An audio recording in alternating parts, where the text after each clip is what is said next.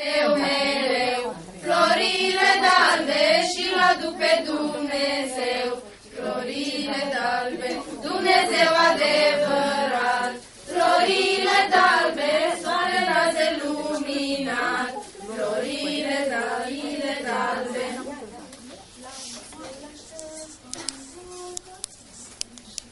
La poartă la Ștefan, botălerului Domnului, boierii s-au strâns la vorbă.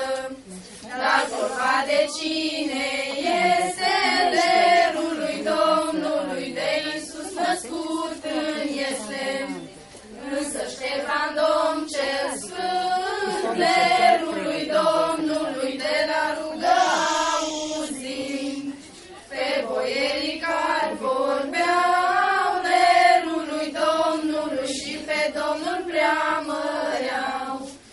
El pe dată s-a plecat lerului Domnului, cu boierii s-a închinat și cu glasul de supus lerului Domnului a slăvit pe Domn Iisus, a slăvit pe Domn Iisus.